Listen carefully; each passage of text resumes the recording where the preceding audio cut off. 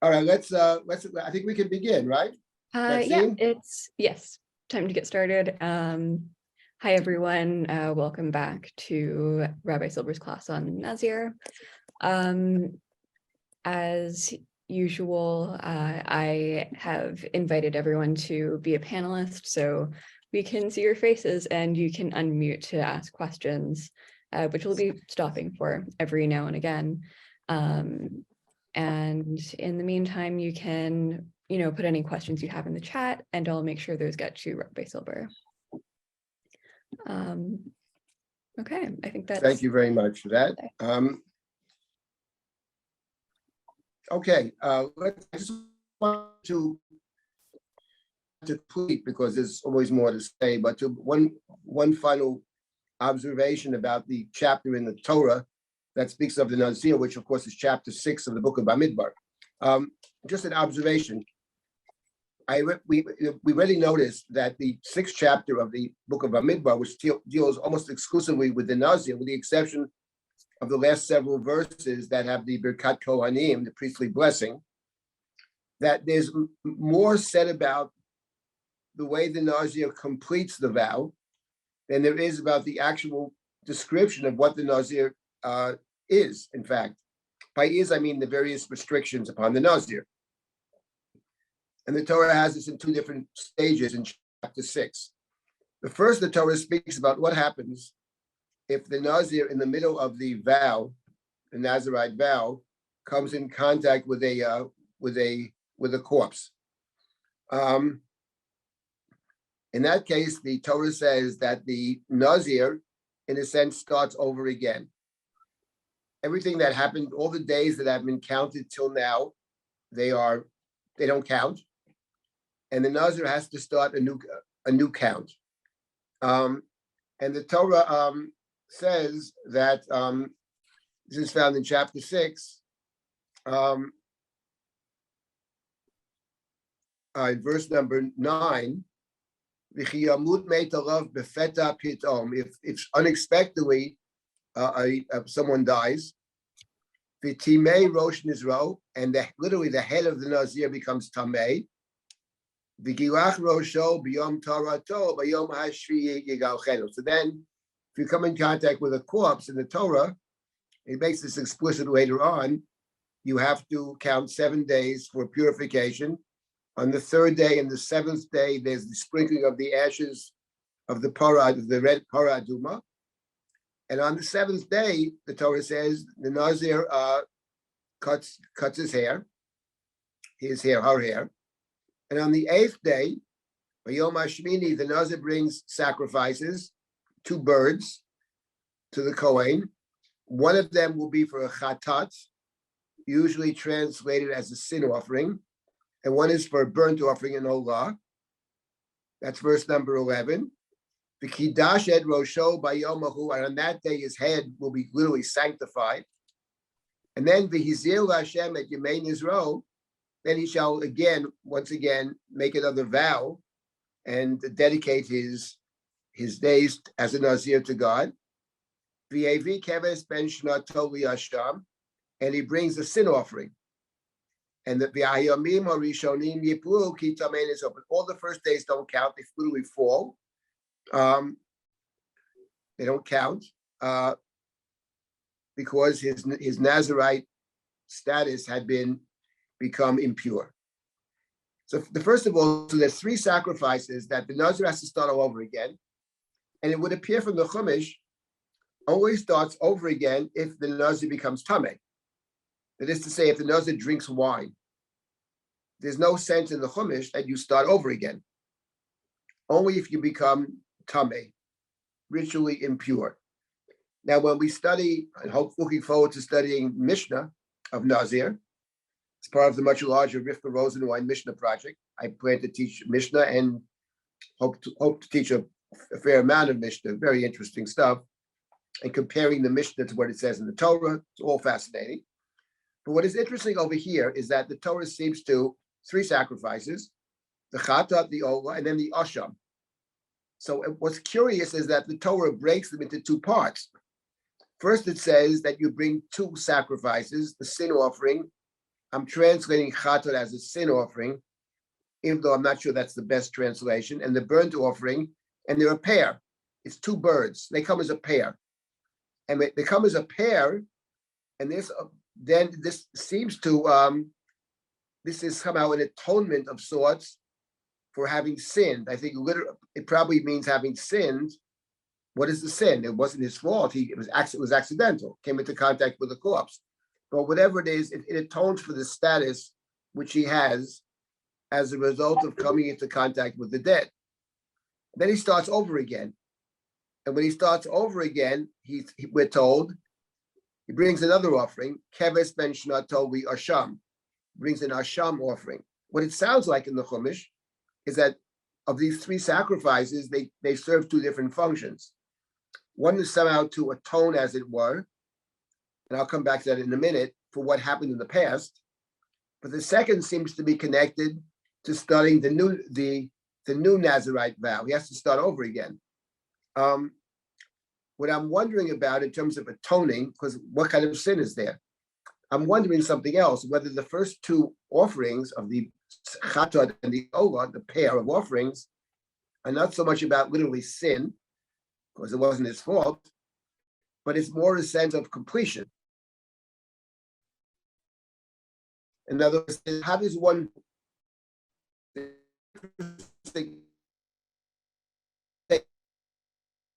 out to be, let's say, the standard Nazarite was 30 days. And then let's say on day 21, she becomes tummy. So now you have to start over again. But what about those first 21 days? They don't count 30 days. But do they count in fact? Because they did keep the Nazarite vow for 21 days, 21st day, inadvertently came in contact with that which makes you start all over again. What I'm wondering about is, one way to understand it is, if you took the Nazarite vow and you became Tameh, okay, that with becoming Tameh, that Nazarite vow ends, and you are required to do a new one, to start all over again. But the point is that it's not that those first 20 to 21 days you weren't a Nazir. You were a Nazir, but you're a Nazir who didn't complete the vow of Nazirut. Perhaps that's what's going on, that the two offerings are a completion, the first two, complete what you've done in the past, which allows you to start over. And then the Asham offering is what launches, in a sense, or is connected to the starting again of the Nazarite vow. In any event, it's a complicated procedure. You bring three sacrifices if you inadvertently came in contact with the dead.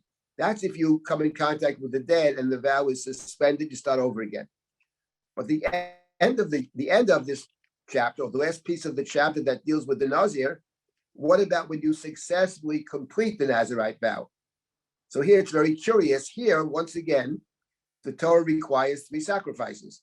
And this begins in verse number 13. V'zo Torat HaNazir. This is the law, the ritual for the Nazir. B'yom Mulot Yemei Israel, when the Nazir completes the vow, you have V'oto, he literally, I shall bring it. Bring what? Maybe bring himself. El Petach or Moed. And then there are three sacrifices once again. And here it's very curious. So the first is Keves ben Shrato Tamim. You bring a keves. You bring a lamb, male lamb, without blemish, for a burnt offering, for an olah. And then you bring kavsa achat bat shnata tmima lichatat, and you bring a female, female lamb, for the sin offering. That is standard in the book of Vayikra. Those are standard sacrifices. And now, in addition to these two sacrifices, once again, the pair of chatat and olah, you bring a third sacrifice as well. V'yayo echad tamim l'shlamim, and you bring a ram for a shlamim. Shlamim is the sacrifice in which the person that brings it eats part of it, the Kohen gets part of it, and God gets part of it. So we know of the shlamim. It's also listed in the beginning of the book of Vayikra. But here there's something very curious about the third sacrifice, because the Torah says, "V'sal matzot solet chalot bulot b'shemen, urikikei matzot mishuchim b'shemen." Uh, you bring in addition a basket of unleavened cakes of choice flour with oil mixed in, and wafers, unleavened wafers with oil, and the proper meal offerings and libations called the mincha.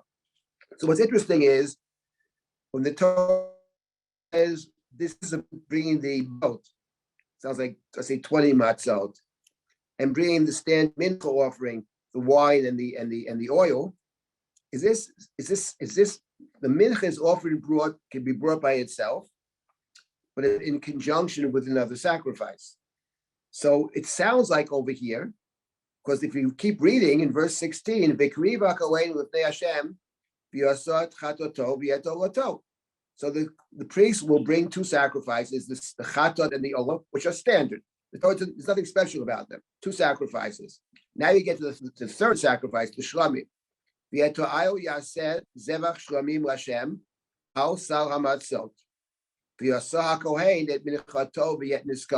So the Torah then says in verse number 17 that this ram is brought as a shlamim together with the matzah, together with the basket of matzah.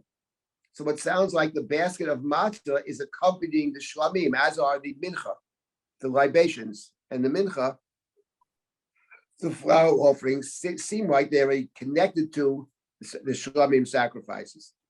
Now, what's interesting about this is that if you think about the shlamim sacrifice, do we have a shlamim, assuming that the matzah is connected to the sacrifice, do we have an example of a shlamim sacrifice which is brought together with matzah? And the answer is we do have one that's brought together with matzah. And it's an interesting sacrifice. It's called the Korban Todah, a Thanksgiving sacrifice. The Thanksgiving sacrifice is a shlamim. The person bringing it eats part of it. The priest gets part of it, part sacrificed on the altar. But the Torah says that when you bring the Thanksgiving sacrifice, you bring it with 40 matzot, 30 of which are matzah, and one of which, surprisingly, is actually chametz. Usually speaking, chametz is not sacrificed on the altar. The Torah says, "Do not bring chametz on my altar." There are two exceptions, and one of those exceptions is the Korban Todah, the Thanksgiving offering. So it sounds like when you read this shlamim, it sounds like it's a very special sacrifice because, first of all, it's brought together with matzah. Okay, there's no chametz, but it comes together with bread, and on top of that, in verse number 18, Nazir petach ol moed et rosh mizro, the Nazir then shaves his head, sar rosh rosho, and take the hair from his head, v'notan al ha'esh asher tachat zevach hashlamim, and place under the fire, on the fire, which is under the shlamim sacrifice. So it sounds like the shlamim is the central sacrifice, and that's actually very interesting.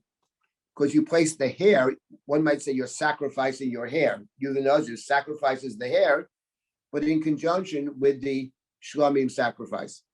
So if we think about this for a moment, just want to put out there the question, we see here, the ritual of sacrifice is very interesting and all kinds of complications. What immediately strikes us, and not just us, but others as well, is that it bears a resemblance, different from, but a resemblance to the shlamim, the sacrifice called the Todah, which is a subset of shlamim, the Thanksgiving offering. Now there's another continuation in verse 19, which also suggests to us that the shlamim is the critical sacrifice. Because in the next part, in verse 19, something else very special about this Nazarite shlamim sacrifice, which is v'lakacha kohen et hazroa b'sheila min ha'ayil v'chalat matzah achat min asal u'rikik matzah echad v'notan al kapei ha'nazir achar hitgalcho et nizro. Now we have another wrinkle over here. The priest takes the shoulder, the zroa, the shoulder of the ram, which has been boiled, one unleavened cake and one wafer, and places them on the hands of the Nazarite. after the Nazarite has cut his hair. And the next verse, in verse number 20, it says, in verse 20, it says, and that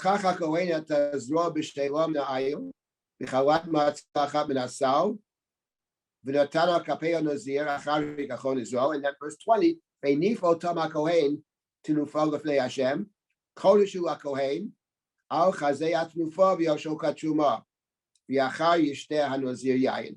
The priest takes this shoulder, the shoulder from the sacrifice, one matzah from one matzah and one wafer, waves them, and then after waving them, they go to the priest.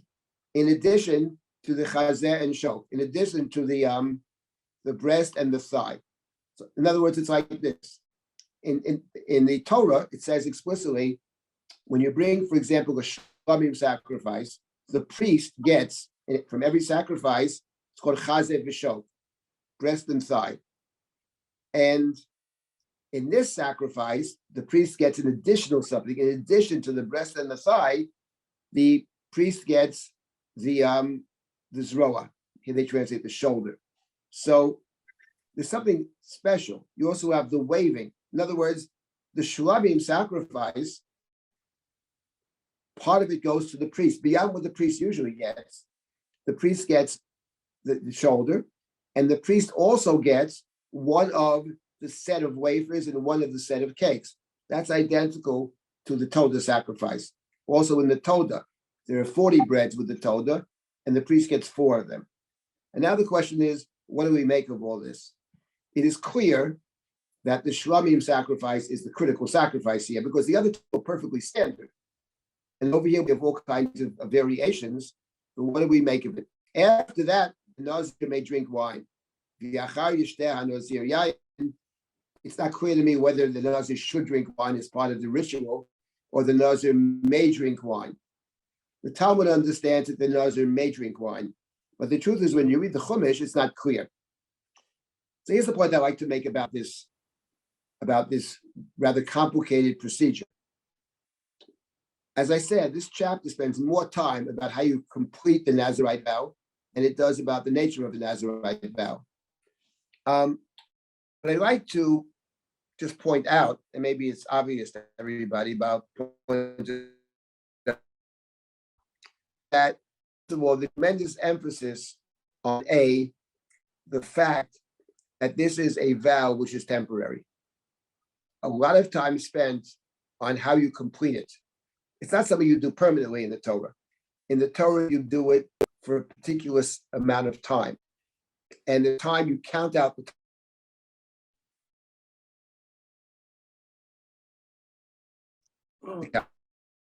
we lost. Temporary situation. What? We weren't I'm not hearing. hearing what? We didn't hear you. You froze for a Can you hear me second. now? Yes. Okay, I'm back now. Okay, well, I will just repeat that. It's first of all a temporary situation. And number two, what I find very interesting is there's a tremendous emphasis over here on the role that the priest plays. And if we think about it, if you look at this chapter 6, what's interesting is that about the Nazir, the chapter that precedes it is also about the priest. The chapter that precedes it is about the man who is jealous of his wife or suspects his wife. And the way you resolve that conflict is by bringing the woman to the Kohen. And the Kohen goes through this ritual with the water, etc. And then either the woman is found innocent, in which case they can resume their relationship, or she's found guilty, in which case dire consequences will follow. That's what precedes chapter 6, the Nazir. And then what follows the Nazir at the end of chapter 6 is Birkat Kohanim, is the priestly blessing. So you have 3 consecutive parshiot in the Torah in which the Kohen is at the center. And the point I would like to make about the Kohen being at the center, I mean, one could make the argument that this is a set of stories in which wants to elevate the role of the priest.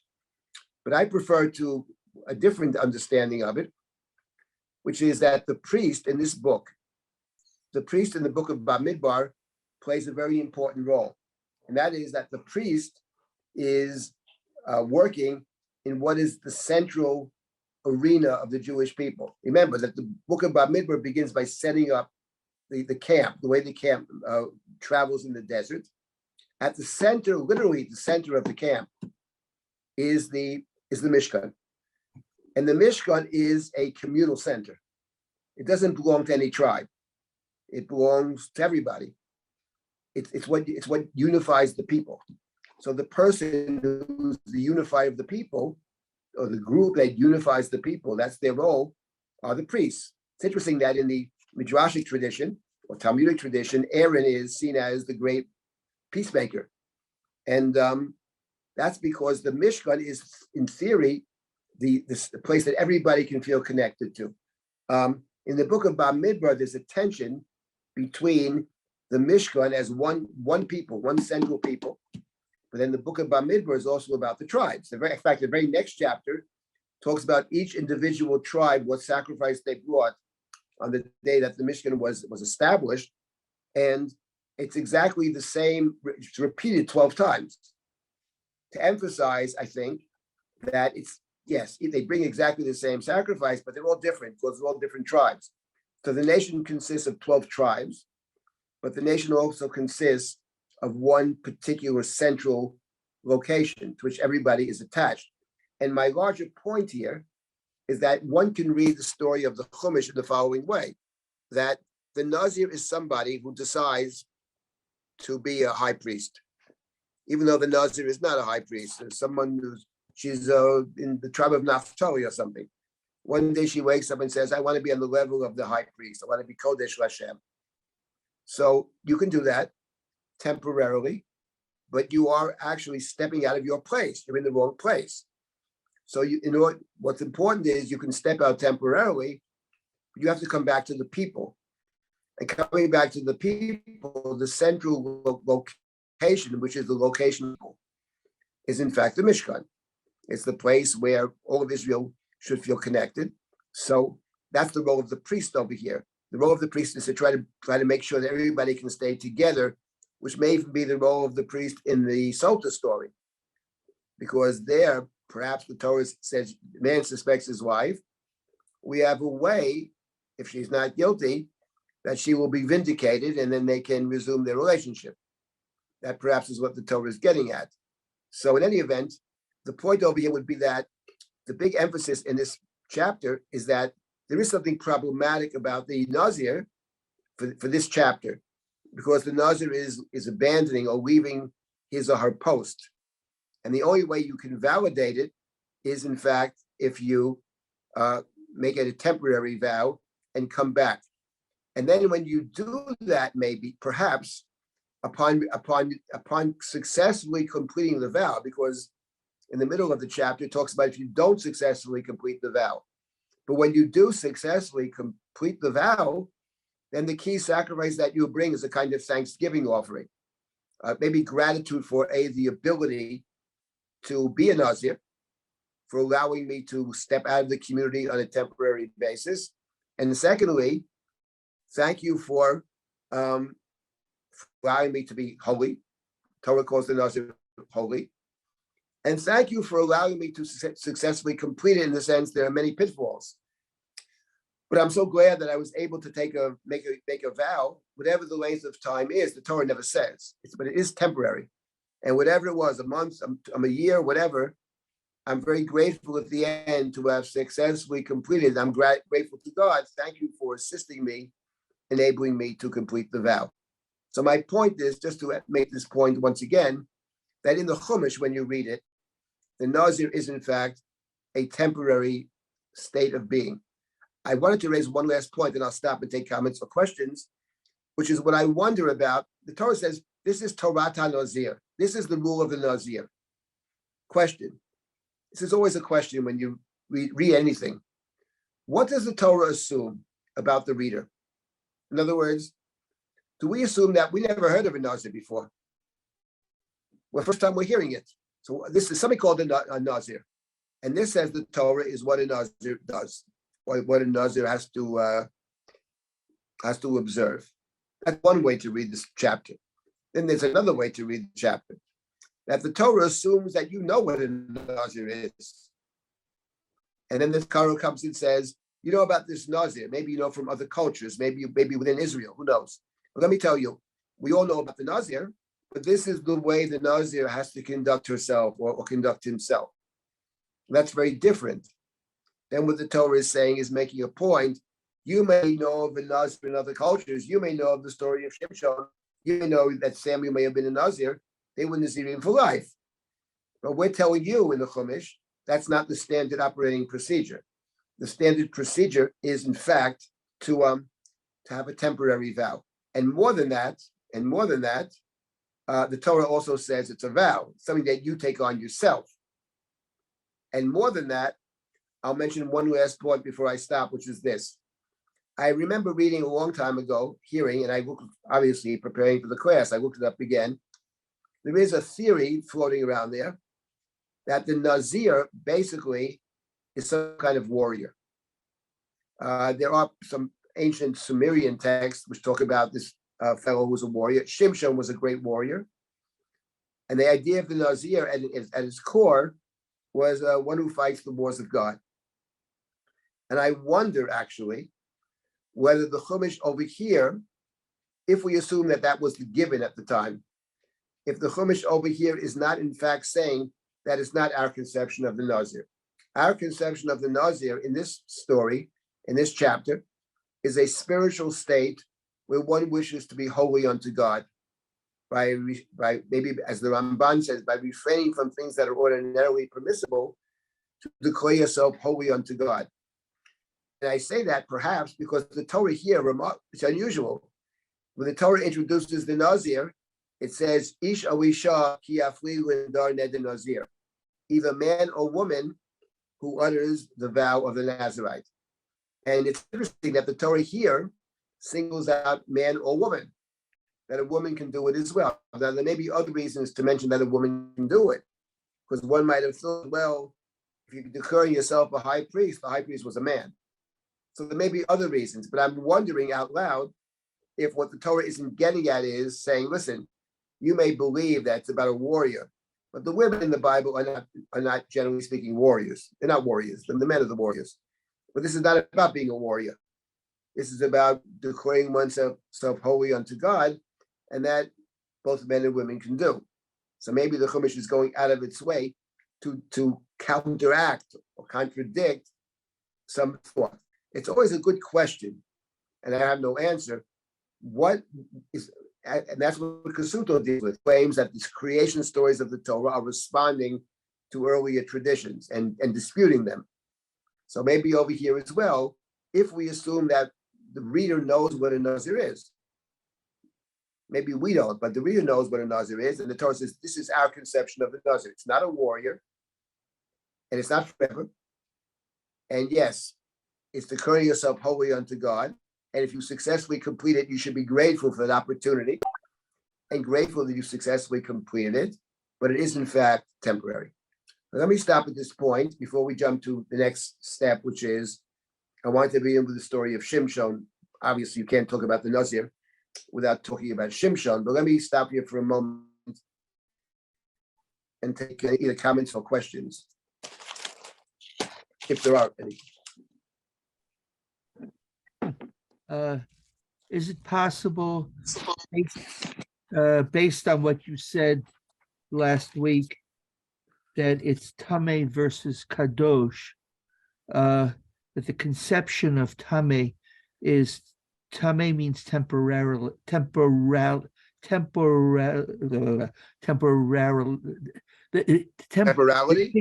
Yes, things being temporary. As opposed to Kadosh being eternal. And this is, he's a warrior for God in that he's trying on some level to get beyond the temporary nature of whether it's humanity or service to God. And this is some effort. So on the one hand, it's this mixed, it's a chatat for trying to get beyond the status. At the same time, it's a gratitude of this effort at getting beyond being a warrior for God, beyond the Certainly temporariness possible. of man. It's certainly possible. Yeah, I think that would fit in well with what we've discussed so far.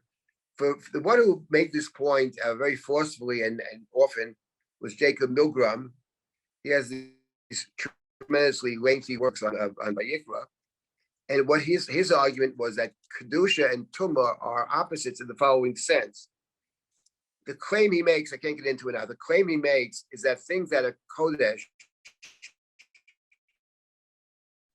the act can affect if you touch them. Touching that which is sacred, it's kind of contagious. It sort of spreads. Don't go on Har Sinai, because God, you have to keep your distance from Mount Sinai, because the mountain has become holy. So if you touch the mountain, you'll be in danger or whatever. That somehow there's a danger associated, or it spreads. Kedusha can spread, and Tumah we know spreads. If you touch something, you become Tameh, right?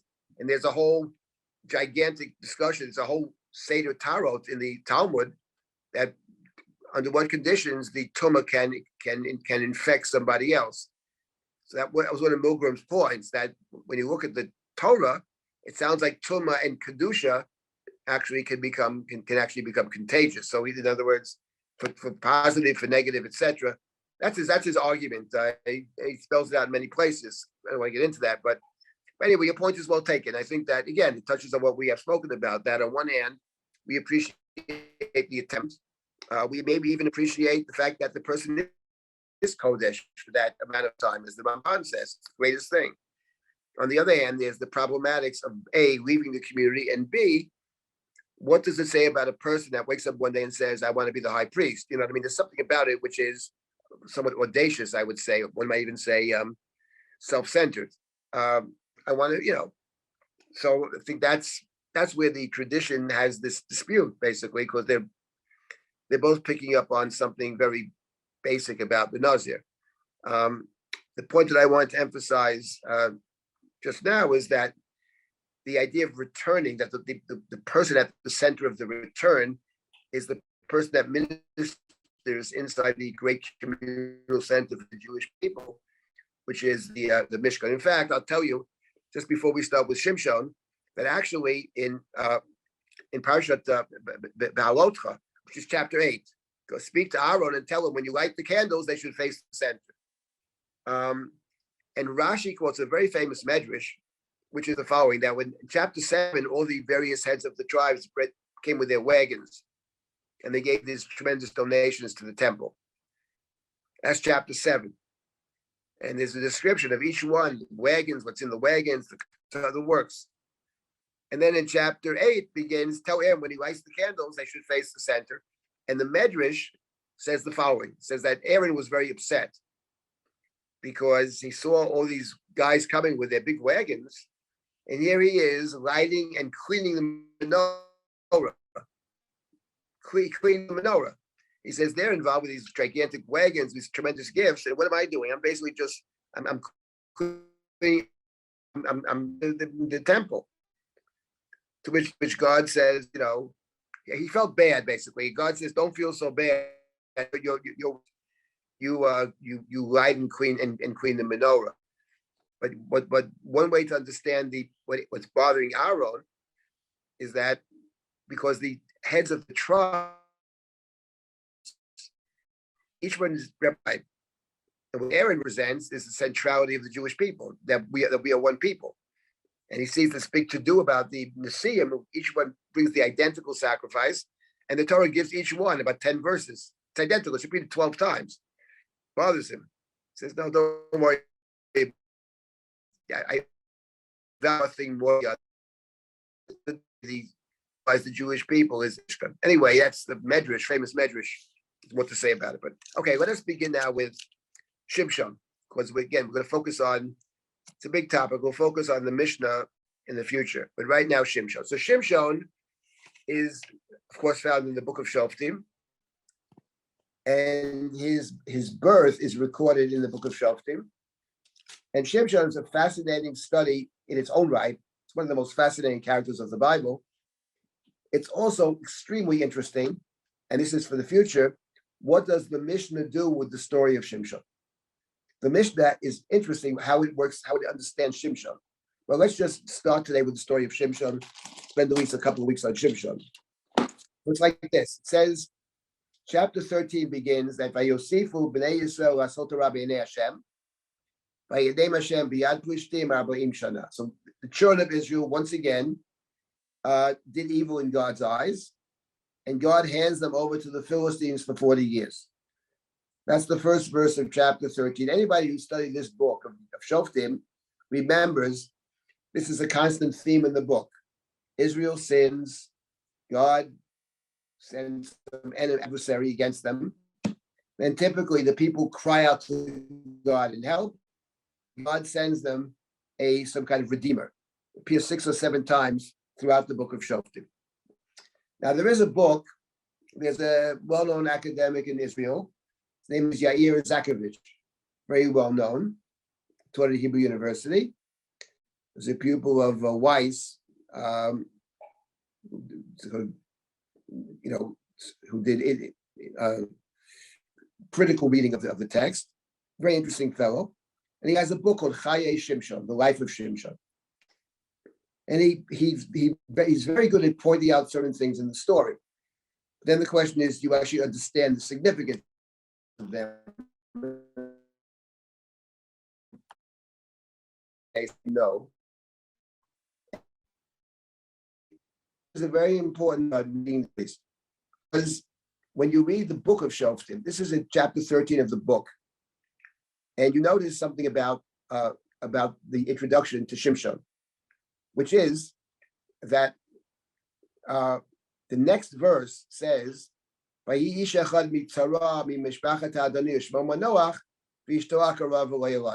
was a certain man from Tzara, from the tribe of Dan. His name was Manoach. His wife was barren, had borne no children. And now the angel's going to come to the woman and tell her, you're going to have a child. And this child is going to redeem Israel. This child will redeem Israel. So when you read this in the context of the book of Judges, something strikes us, or should strike us. And I'll tell you what it is. And it's one of the keys here to understanding the Shimshon story. And that is what Zakovich missed. And when you miss this, you're not going to, he missed 2 things actually. But the first thing he missed is that something is missing over here. What's missing over here is what usually happens in the book of Judges, that after the people are handed over to the enemy, they cry out to God, and God sends some redeemer. But in this particular case, what's present is the sin and the punishment. And now we have the redeemed sense. We don't have is the people crying out to God. That's what's missing. And you only notice you would never notice it's missing. You cannot notice it's missing unless you read the whole book. Why do you think it's missing? When you read the book and you know there's always 4 parts, and here there's only 3, something is missing. So we ask ourselves the question, why don't the people cry out to God? And this becomes clear later in the Shimshon story. The people don't cry out to God. Later in the story, Shimshon is so fascinating. Later in the story, at one point, Shimshon is busy killing the Philistines. And the Philistines marshal an army to catch Shimshon. And the tribe of Judah, the leading tribe of Judah, goes to Shimshon later on and says, listen, don't you know, that the Philistines are our rulers? What are you making trouble for? And they say, we have to hand you over to the Philistines. So Shimshon says to them, maybe we'll come across it later. Shimshon says, don't kill me, we're not going to kill you. We're going to hand you over. He says, okay, hand me over. So they tie him up with ropes. They tie Shimshon with ropes and they leave. And then Shimshon breaks out of the ropes. He breaks out of the ropes. I believe there he takes the jawbone of an ass and he kills 1,000 Philistines or whatever. But you see over there what the tribe of Judah said to Shimshon. What are you making trouble for? Don't you know that the Philistines are Moshelim Banu? They're the rulers. So what are you starting trouble for? That's found actually in chapter 15. Chapter 15, verse number 11. What are you making trouble for? You're putting us in jeopardy. Shimshon says, I do to them what they do to me. Now we've come to tie you up. Shimshon says, swear to me you will not kill me yourself. No, we're not going to kill you. We're going to tie you up and hand you over. We're not going to kill you. So they tie him up with ropes. And now, here's the point. So now we understand our story of Shimshon. This is very important for us. The reason that the people do not cry out to God for help is obviously one reason. Because the people are very happy, apparently, or resigned to being where they are. The Philistines are ruling. They're the rulers. We're the subjects. Okay, that's how it is. We accept how it is. So the people don't cry out for help because the people have accepted the rule of the Philistines. That's what it sounds like. And when Shimshon's making trouble, they say to Shimshon, don't you know the Philistines are the rulers? So now we come to what is the central question in the Samson story, the central question.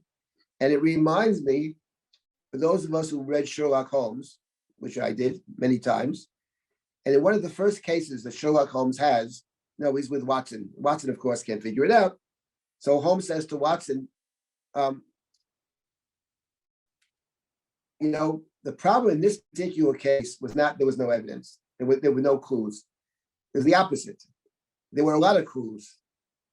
And our job is to figure out when there are a lot of clues. The job is to figure out which is the main clue. I think about that all the time, actually, because the point is the Shimshon story raises a million questions. But the trick is, what is the main question in the Shimshon story? You're studying the book of Judges. What is the one primary question in the Shimshon story? And I'll tell you what it is without question. What it is there are many judges who redeem Israel. Why does God want the Redeemer to be a Nazir? That's the main question. Why does God insist on a Nazir? The angel comes to Mrs. Manoach and says, your son's going to be a Nazir, and he's going to redeem Israel. Why a Nazir? Why can't you redeem Israel without being a Nazir? Who needs the Nazir? But the point of it is that if you understand the answer to that question, other things become very clear. So here's my suggestion. It's about who is the Nazir. Shimshon is not a Nazir as you have in the Torah. In the Torah, the Nazir in the Chumash is a standard person.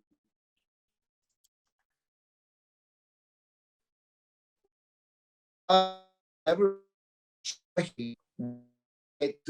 God, some amount of time. The Torah never said much, but it's not forever because the Torah a lot of time describing how you conclude the Nazarite vow. Shimshon, though, unlike the Torah's Nazir, will be a Nazir, I would say, from life, but I would say before life, because he's a Nazir before he's born. He's born a Nazir. His mother is not allowed to drink wine, because if she drinks wine, the fetus is going to be sustained by the wine. That can't be. He's a Nazir from before birth. And the point of it is to be born a Nazir. And this is the critical point. The point is the Jewish people do not want to be redeemed from the Philistines. They don't care. But there is one who does care very much, apparently, and that's God. Because the Philistines are pushing around God's people, even though God's people don't care, but God cares. The Philistines have a history, a negative history when it comes to God, of mocking God, of taunting God. They captured the ark at the beginning of the book of Shmuel. They place it before Dagon.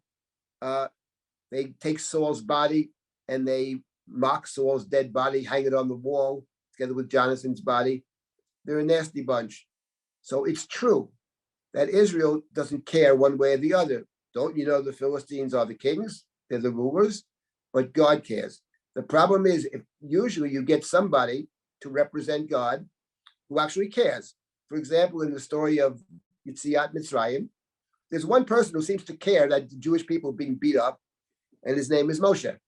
He cares in general when people get beat up, when the weak people get beat up by the strong. So God goes to Moshe and says, listen, I want to go and save these people. I've seen their suffering. I've seen the Oni. I've seen the slavery. And Moshe ultimately is receptive because Moshe himself it was one who's called a redeemer. He saves the daughters of Reuel. Why did wicked one? He kills the Egyptian who's beating the Jew. This is the taskmaster beating the slave. So God found someone. Maybe he's the only guy, but God found somebody who's interested at the end of the day in God's cause. The problem in the Shimshon story, there is no Jew interested in God's cause. They're all perfectly happy with the Philistines.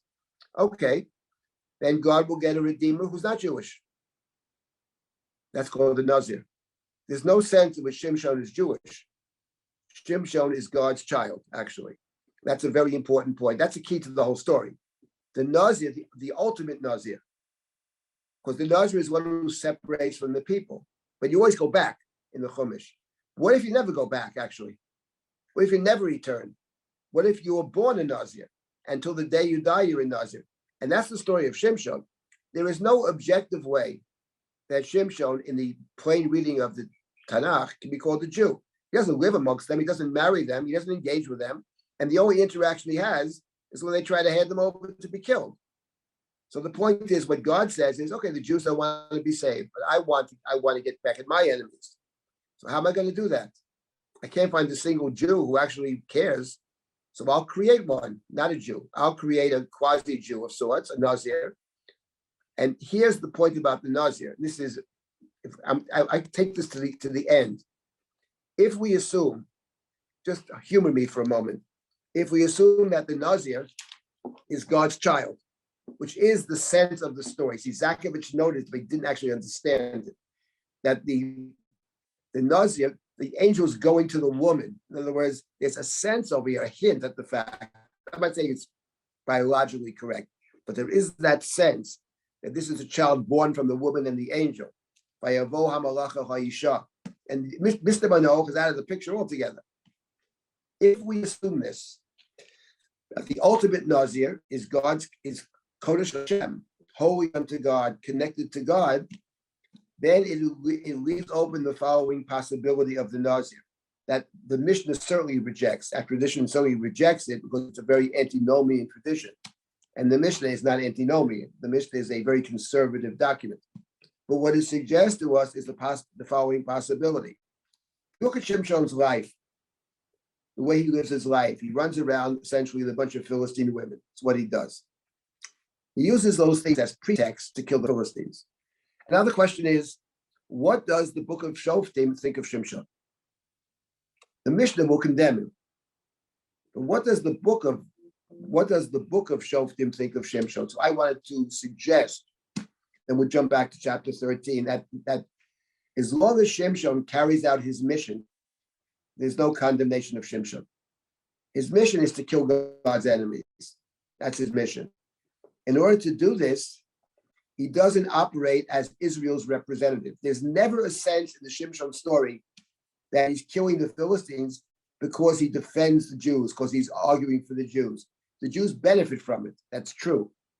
But in the story, though, everything he does is personal. You notice he marries this Philistine woman, then they trick her into redoing the riddle. Then he gets angry and kills 30 Philistines.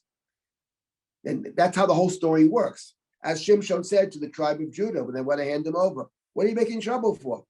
I'm not making trouble for you, he says. I act to them the way they act to me. There's nothing to do with you. You're not involved here. It's me against me and the Philistines.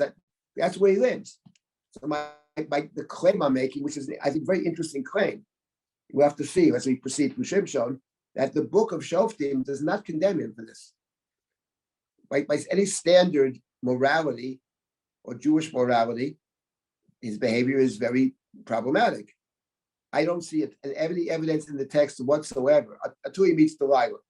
But until he meets Delilah, I see no evidence whatsoever that there is a condemnation of Shimshon. Now, it raises actually, and I'll stop and take comments after this, it raises an extremely interesting question that the halachas deal with. And it comes up all the time. Let's say, for example, Israel has a very good spy network.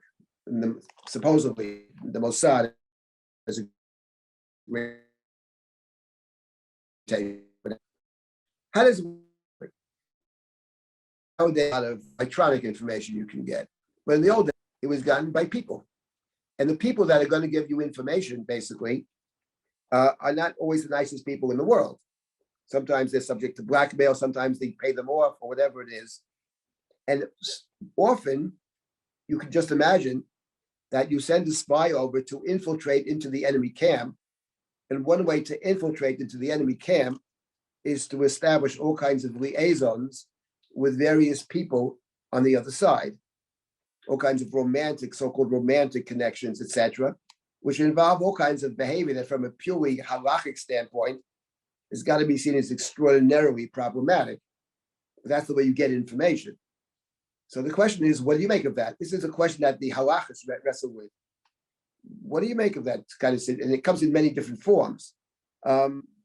Conspiring with the enemy, sleeping with the enemy, to try to get some kind of favor, to help people, to save people, etc., to get information, those kinds of questions. And to me, that's very much connected to the Shimshon story. In the Shimshon story, I would say, at least my understanding is that there's no condemnation of Shimshon because he has his own Shulchan Aruch. He has his own set of rules.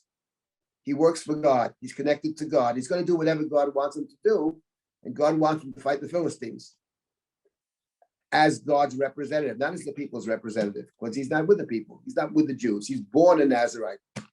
That's the claim I'm going to make. So I think we'll see. You may disagree with the claim. But let me say two things. First of all, I like it. The second of all, it's very interesting, and I think it's very true to the story. So that's our beginning of the Shimshon story. But the topic is the Nazir, and the claim is that the Nazir, the ultimate Nazir, actually, if you really think about it, he doesn't believe in the ultimate Nazir. But if you have like Shimshon, an ultimate Nazir, in what sense is he Jewish? He's separated from the people before he's even born. He's not born a Jew who's a Nazir. That's the Torah's Nazir. You're a regular person, you take a vow, 30 days, 60 days, a year. But that's not Shimshon.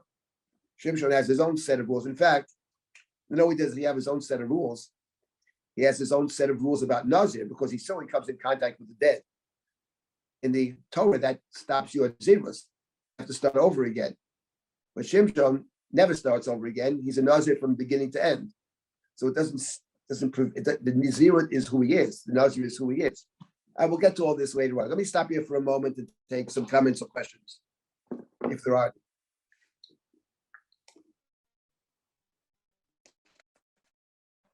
Or in the Nothing that I see. Okay. Oh, nothing there? Okay. So let's go back to chapter 13 then, just to start our little story over here. And I think there's something way to think about it. It's actually, I find this extremely interesting idea. Anyway, let's just start with chapter 13. This is when you think about the Bible, you think about a Nazir. This is what we think about. I mean, he's the obvious Nazir. But, the question is, it doesn't seem to conform to what the Torah says at all. It seems extremely different from what the Torah says. And that's, one of the points I want to make about when we get later on, hopefully to the Mishnah, then we get to the rabbinic understanding. What does the rabbinic rabbis do with this Shimshon business? How does it relate to the Torah?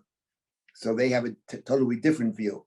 Everything centers on what the Torah says, and then we can discuss that. But anyway, let's start with chapter 13 again, verse number 2. So they have this man named Manoach. His wife has no children. Now verse 3. Vayera melech Hashem el ha'isha, vayomer eleha, hinei no ata karov v'lo yoladet, v'orit v'yoladet bein. So the angel comes to the woman, not to the man, or not to both of them. Comes only to the woman by herself. Okay? It says, listen, you have no children, but you're going to become pregnant and give birth. V'ata, now the angel continues to talk. This is God's messenger. Hishamri na, v'al tishti yayin v'sheichar, v'al tochri kol tamei, ki na chara v'yoladet bein, umoro lo yelel rosho, ki nazir Elohim yehanar min habeten, v'yachel lo shi'at Yisrael miyad plishtim. So here's interesting. First of all, the angel says to the woman, do not yayin and sheichar, is what the Torah says the Nazir can't drink. Don't have yayin and sheichar. The angel adds, curiously, V'al tochli kol tamei. Don't eat anything which is forbidden. Now, what's interesting is al tochli kol tamei. Tamei in the Bible can mean two different things. It can mean something which is not kosher. In the book of Shemini, in Parshat Shemini, in Vayikra, it calls things you're not permitted to eat tamei. That's one definition of tamei. There's another meaning. Tamei means things which actually make you ritually impure. So what's interesting is over here, al tochli kol tamei, don't eat, here they translate, do not eat anything unclean. So the point is, why is he telling you not to eat anything which is not kosher? You shouldn't be allowed to do that in any event. That's something which is not kosher. That's a problem in the text.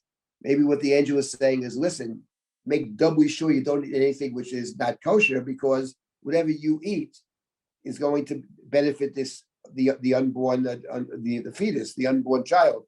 So don't do that. But it is curious that it has the word tamei, because we know that the Nazir can't come into contact with that which makes you tamei. So maybe it means don't eat anything which would make you ritually impure. Because if you're ritually impure, maybe it means this. And somehow indirectly, you're making the fetus ritually impure.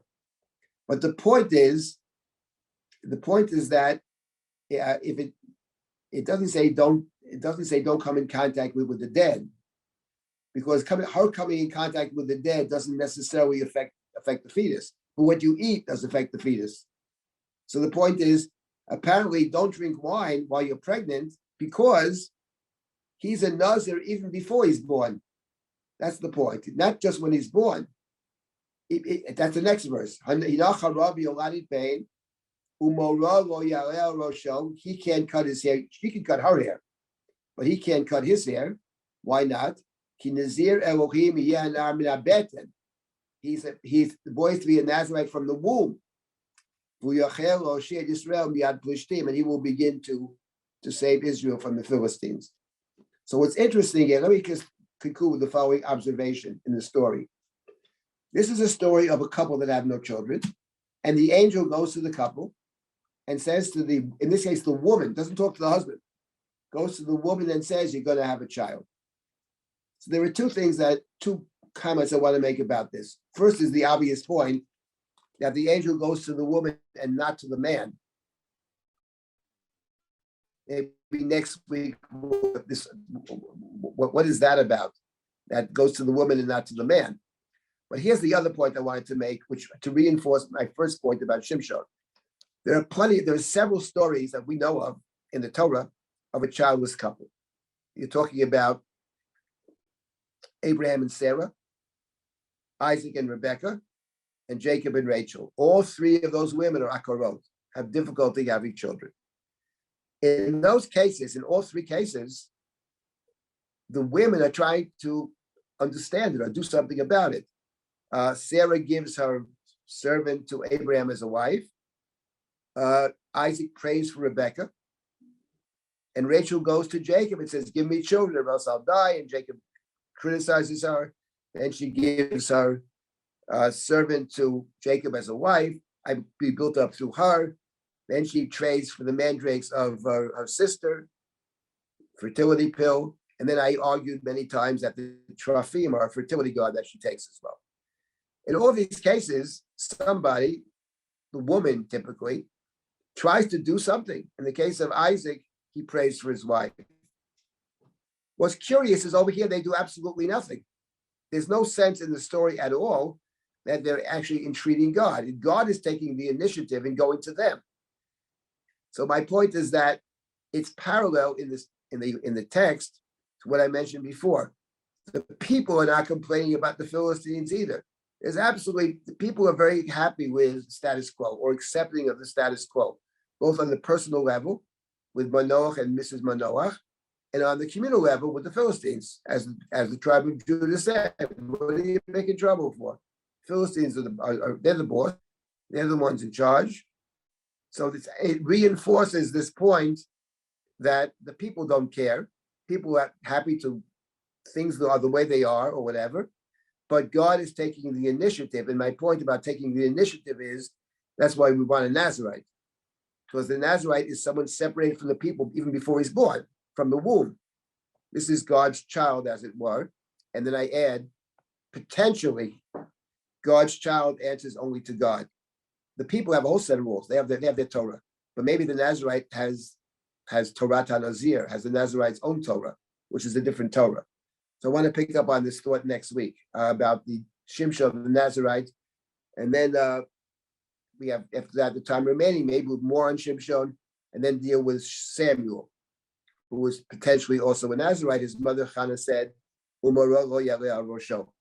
So, and there's some other stuff as well. We'll see how much we can actually cover. Okay, I'll stop at this point. Are there any comments or questions before we conclude?